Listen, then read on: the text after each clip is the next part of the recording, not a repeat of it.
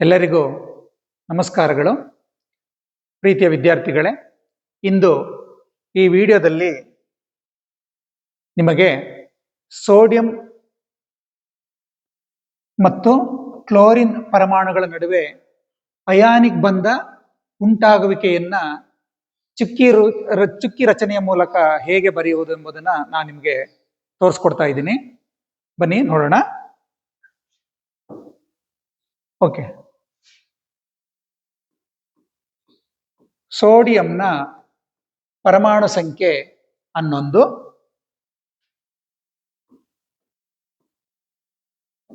ಅದರ ಇಲೆಕ್ಟ್ರಾನ್ ವಿನ್ಯಾಸ 281.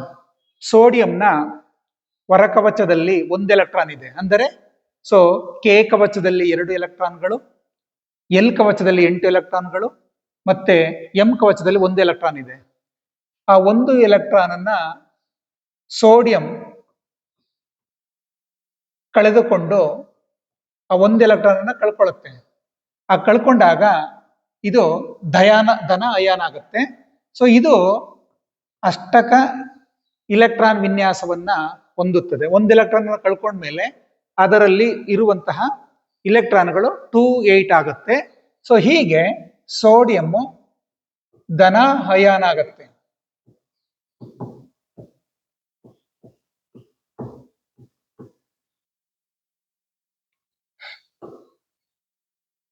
ಅದೇ ರೀತಿ ಕ್ಲೋರಿನ್ನ ಪರಮಾಣು ಸಂಖ್ಯೆ 17.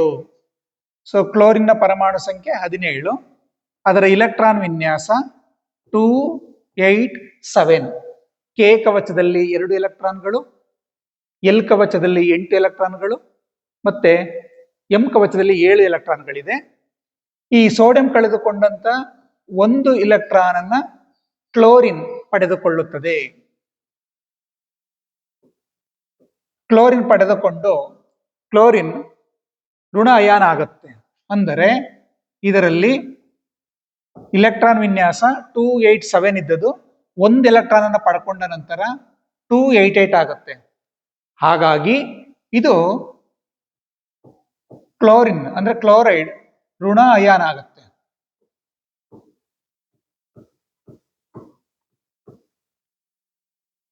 ಇದನ್ನ ಇಲೆಕ್ಟ್ರಾನ್ ಚುಕ್ಕಿ ರಚನೆಯ ಮೂಲಕ ನೋಡೋಣ. ಓಕೆ, ಸೋಡಿಯಂ ತನ್ನ ಹೊರಕವಚದಲ್ಲಿದ್ದಂತ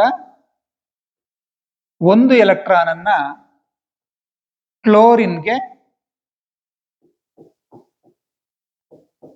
ವರ್ಗಾವಣೆ ಮಾಡುವುದರ ಮೂಲಕ ಈ 2 ಸ್ಥಾಯಿ ವಿದ್ಯುತ್ ಆಕರ್ಷಣಾ ಬಲದಿಂದ ಸೋಡಿಯಂ ಕ್ಲೋರೈಡ್ ಅಣುವನ್ನ ಉಂಟು ಮಾಡುತ್ತದೆ.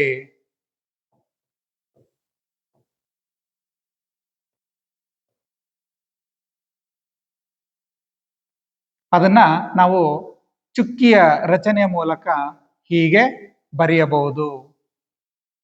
ಹೀಗೆ ಸೋಡಿಯಂ ಕ್ಲೋರೈಡ್ ಅಣು ಉಂಟಾಗುತ್ತದೆ. ಧನ್ಯವಾದಗಳು.